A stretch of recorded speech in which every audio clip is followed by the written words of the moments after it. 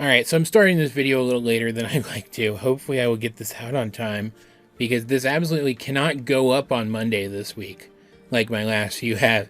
This has to go up on Sunday, because Monday, which I'll say tomorrow, because hopefully this video will go up the day before that, is something very special, and I don't know if you guys will know what that is, but I'm looking forward to it. Hopefully I can get this out in time to make that work. I also literally just realized that you can see some of my Zord parts in the background over there. I was detailing some of my Dino Charge Zords, and I forgot to move the pieces out of frame before I started the video. They're just gonna have to stay there because I don't know where else to put them right now. Getting right down to business, today we're talking about the most recent Owl House episode, Through the Looking Glass Ruins, which is interesting. It's an interesting title, and it should have been a dead giveaway to me immediately that the titular ruins had something to do with illusion magic. It became pretty apparent that they did as the episode went on, but I should have known that going in, frankly. An episode which doesn't feature Ida and doesn't feature Hootie, and I mean, Willow was in it, but like, she was in it as like a voicemail message on Gus's crystal ball or something to that effect. I can't exactly remember what she popped up on. Instead, the only main characters who were featured here were Luce and Amity, because there was some Lumity stuff in this one, but Gus in his first proper A-plot of the entire show. Like, I don't dislike Gus, but I've been pretty open about the fact that I'm kind of indifferent to him. He just doesn't really do it for me, and that's because he hasn't really had any stories about him yet. He's always been there, and I'm glad he is, because he adds something to the story, at least most of the time, with his only real contribution being getting whisked away by security. But he gets his own A-plot in this episode. He gets to carry a plot line in this episode, and I have seen some people questioning whether or not his plot is really the A-plot, because the Lumity stuff in this one is so impactful. It's big deal kinds of stuff, and it ends up kind of overshadowing Gus's thing just because the shipping is strong. Like, this fandom's real big on its shipping. People are talking about the shipping stuff more than the Gus stuff right now. I think that'll change eventually, but they are right now at least. But Gus's thing is definitely the A-plot. You can tell because his thing is the thing that actually gets resolved entirely on screen.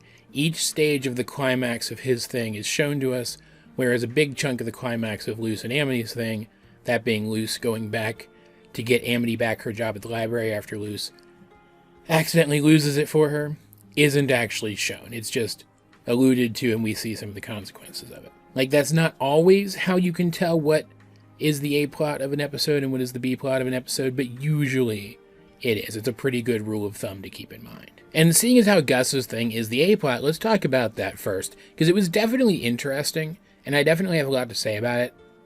And I know I'm going to sound kind of hypocritical saying that, well, I think people will eventually start talking about the Gus stuff more than the Lumity stuff. I'm probably going to talk about the Lumity stuff more in this review, because the Gus stuff is more like world building and theory fodder than it is like stuff to make note of in a review, right? But it's still super interesting. Gus is all down on himself. He tried to use some illusions to help Willow with a thing with some pixies, and the pixies just ended up attacking her, and now he feels real stupid because he's been on like an accelerated program. He's ahead of his age group, right?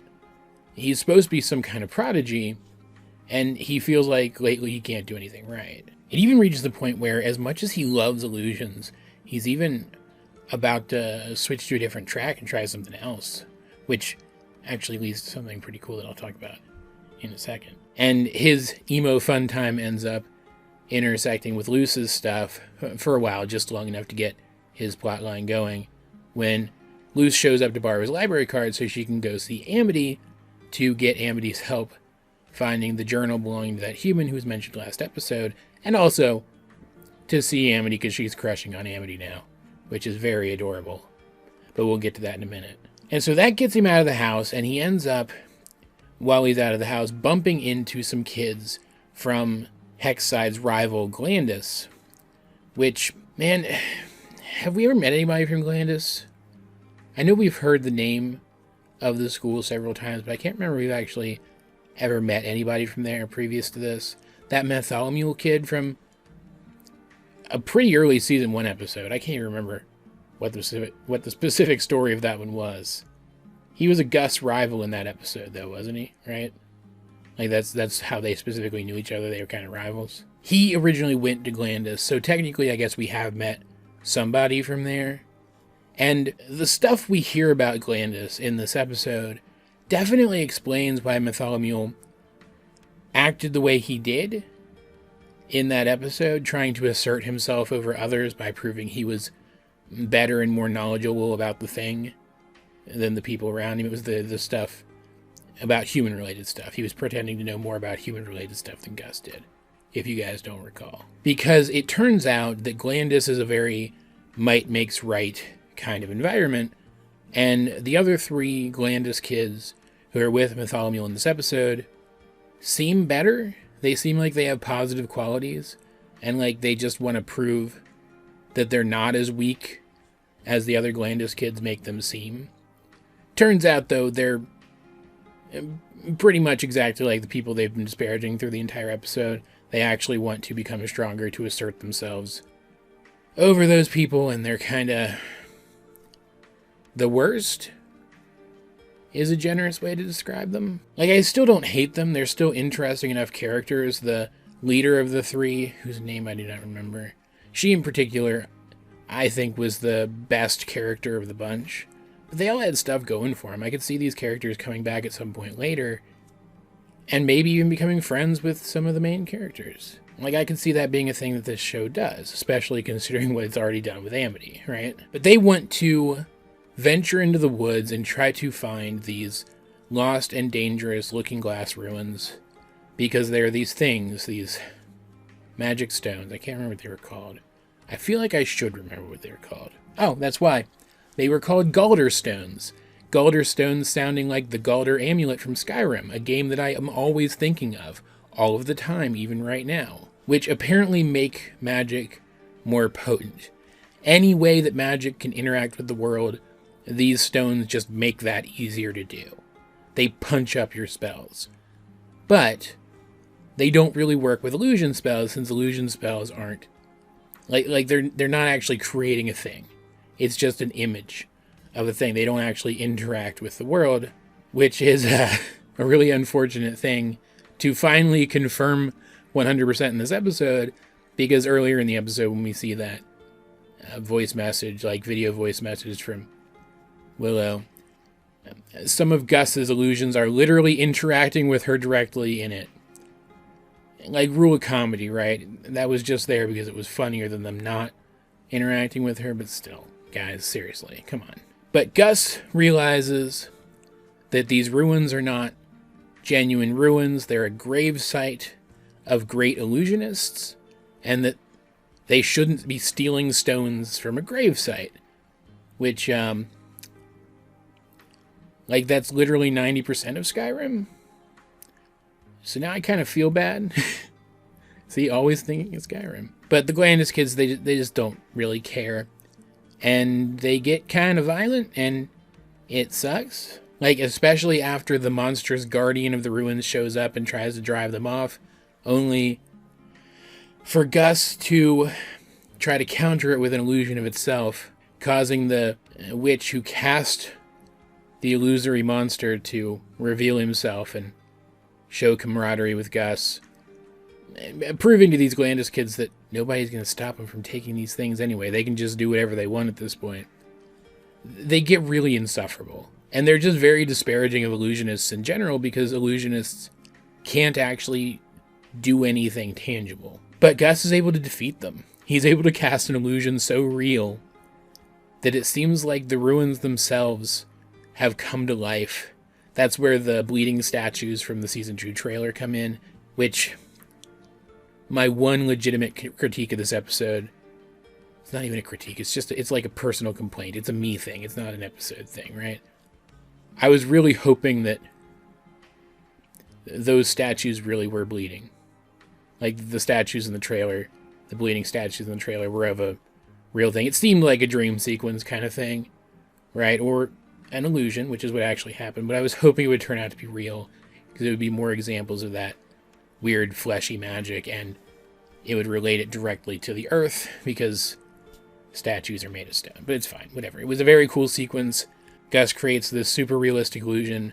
It seems like the statues are coming to life and bleeding and looking directly at the girl that was kind of the leader of the group of Glandis kids. And he's even able to make it seem like she's not able to cast magic. He's able to, in real time, create illusions over her spells that make it look like they didn't work and make it seem like she's powerless in this place. So she and her friends drop the stones and run, and it's unlikely that they're ever going to try to come back here because Gus made it seem so much like it was the ruins themselves and not something that was coming from him. And the ancient illusionist who's been guarding this place this whole time was super impressed. Like, he doesn't come right out and say it, but it seems like Gus's magic is pretty advanced, and he already kind of understands instinctively how to use illusion to actually affect things. Like, he can't do it as directly as shooting a fireball, which is another thing we'll talk about in a minute, but he can still affect things. And the cool thing about illusion magic, which might be my favorite kind of magic in the show after this, is that the limits on illusion magic are really only the limits of your own imagination. And throughout all of this, seeing Gus get treated kind of the same way that he has in the past, Bartholomew actually turns out to be a pretty decent guy, and they become friends by the end, and it looks like he's actually going to become a part of their extended friend group going forward, which I'm actually very excited about. I liked him in this episode. I liked what this episode did with him, even though I couldn't stand the kid in his first appearance. Like, it's just something that this show is good at. Like, Amity's siblings, for example. I didn't like them much after their first appearance, but now they're fantastic, and I look forward to seeing them whenever we see them. And it's super interesting. Like, this episode, I would argue, doesn't really have a message. It's one of the few episodes of this show that doesn't really feel like a message show. Like, probably the closest thing the episode does have to a message is the thing I mentioned earlier about him wanting to switch tracks. They kind of use that as an opportunity to have him find the value in himself again by rediscovering how good he is at illusions and how much he enjoys them. So there is a message still there. It's just kind of in the background. It's just a thing for people to pick up on. It's not really like preached at us. It really does feel more like it's a character thing. Like, it's a character growth and development thing first, and a pretty decent message for kids second, if at all. Because Gus is only asked to go with the Glandis kids to this ruin, which he's already very interested in himself, because Luce talks him up to them, and then gives him a bunch of her paper glyphs so that he can do cool magic for them along the way to help them reach their destination. So he's doing, like, fireballs and stuff, and he's good at it. This kid has really good intuition and creative thinking skills, the same kinds of skills that he uses to create really cool illusions helped him to know how to use those spells and when. It makes me really want to see Luce start to do some illusion magic, because I get the sense she'd be really good at it too. And yet he runs out of glyphs by the time the big climax of his storyline happens, and he's still able to handle the situation more effectively than he could have by just shooting fireballs or vines at the problem. I feel like this episode was kind of an apology to everyone who felt like Gus was kind of underutilized and underdeveloped, because his storyline in this is just great. I went from being indifferent to the character to really genuinely liking him. And I really like this episode did a very good job of asking a lot of questions of the audience, getting the audience thinking about a lot of different things. And man, these ruins in and of themselves ask a lot of questions, don't they? Like, the stones in and of themselves are interesting. Like, where did they come from? We find out from the Guardian that they're usually guarded by illusionists because illusionists can't really use them. They're the least likely to do something really evil or dangerous with them, right? And yet these ruins are clearly super old. And I'd bet this Guardian, like, I don't recall him saying how old he is, but I'm betting he's pre-Bellows, which means that some order of illusionists existed before the Coven system was implemented. This guy was a part of it, and they took it upon themselves to guard these stones, which are also pre-Belos relics. Like, the ruins and the Guardian and his presence and the stuff he says, they don't, like, say a lot about the state of things pre-Belos. But man, it definitely feels like there was more structure to society than has been implied up to this point. That things weren't so savage and disorganized. And then you look at something like Glandis and their might makes right system, and that feels pretty savage. Like, I know that book, that less biased book, The Unofficial Guide to the Boiling Isles, or whatever it was called, or Unofficial History of the Boiling Isles, or whatever, that we saw in the season 1 finale. I know it even referred to the time pre-Belos as the Savage Ages, or something to that effect, but I'm starting to get the sense that things now might not be any less savage than they were then.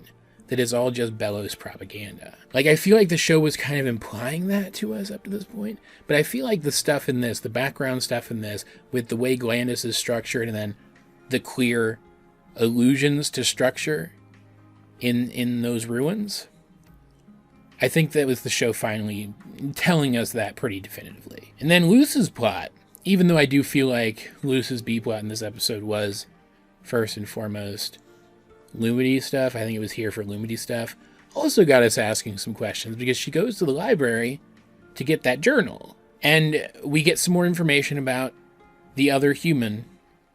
First of all, it was hundreds of years ago that he was here. Probably like 1600s-ish. I don't recall if they give a date in the episode, but he definitely felt 1600s-ish, right? And he did come through one of those leakages because of the Titan's blood and showed up here unexpectedly. His name was Philip Whitbane, and he is the one who made the portal door. And we see like a silhouette of him in the episode. I'm going to talk about this before I talk about the Lumity stuff. We see a silhouette of him in this episode because even after Luce and Amity go through a bunch of peril to find the journal, peril which does cause Amity to go against her boss's orders and lose her job at the library, so it's pretty dire.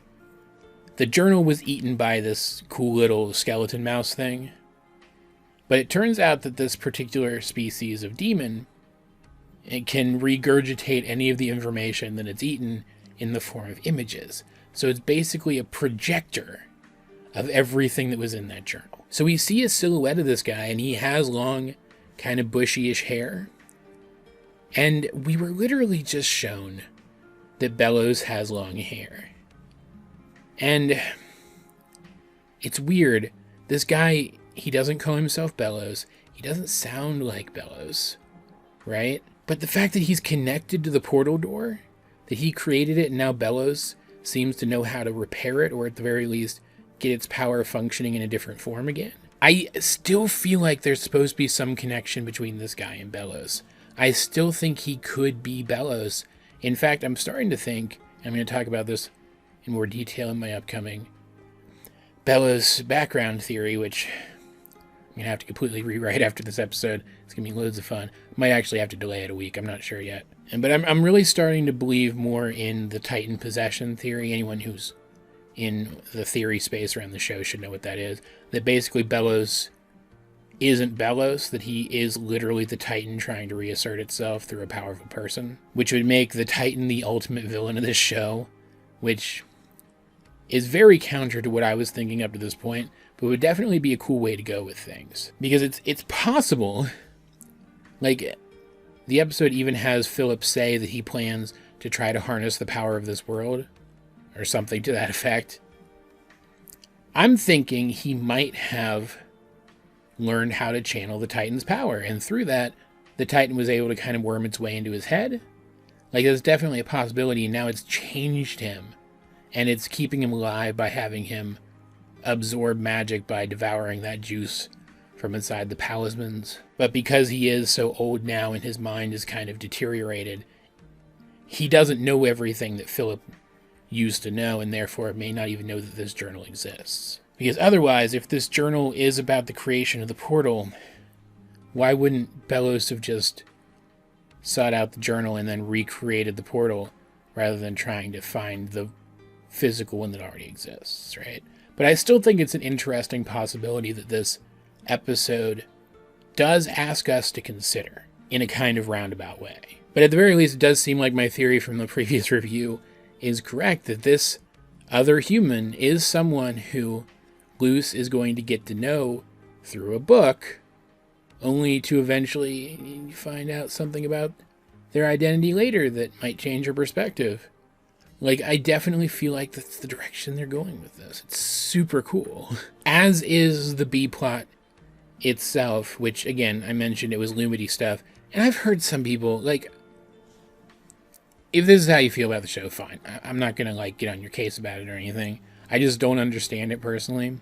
I know there are some people, and I know part of the reason why is because so much of the fandom just talks about Lumity stuff. Because shippers are loud, right? But there's some people who watch this show, and they're fine with Lumity, but they don't like how prominent it is. Guys, I'm sorry to tell you, clearly the Lumity stuff is a main plot point in this show, and was always intended to be. This is a clear, key developmental plot point for these two characters. This is one of the main things driving their development as people in this show. You cannot watch this show and not like seeing Lumity stuff. I'm sorry, this just isn't the show for you if you can't get past that.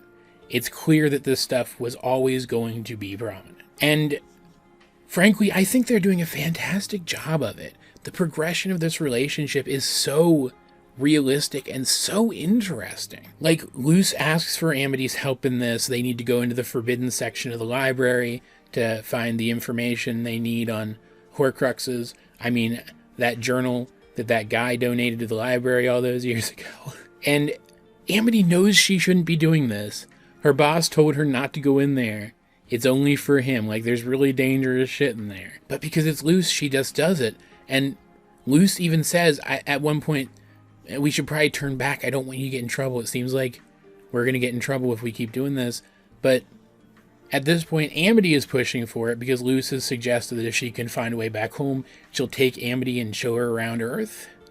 And it's just, they're such a little disaster gaze. It's so cute. I guess Luce would be bi. She'd be a disaster bi. You get the point, though. It's adorable how into each other these characters are. And everyone can see it. But, like, them. Like, neither one of them has realized yet that the other is into them, except Luce definitely has realized that Amity's into her by the end of this one. But again, that's the thing we'll talk about in a minute. But at least up to the point where they meet up in this episode, neither one of them has realized that the other's into them yet.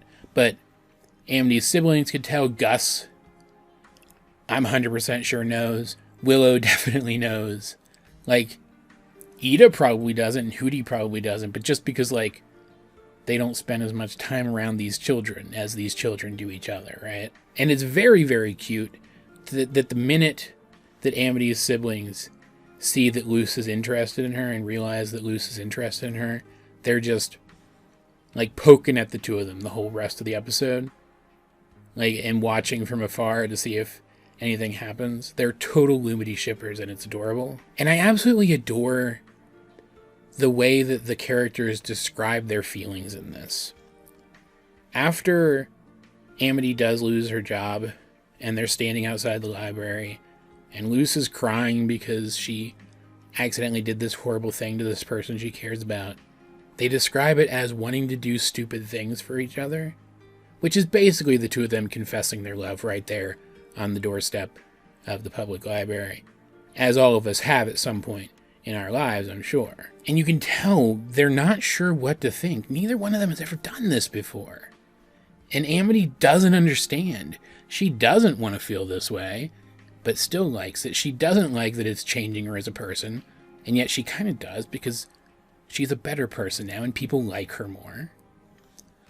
It just, you can feel that while neither one of them, like, resents these feelings, they still don't understand them. They're still confusing to them.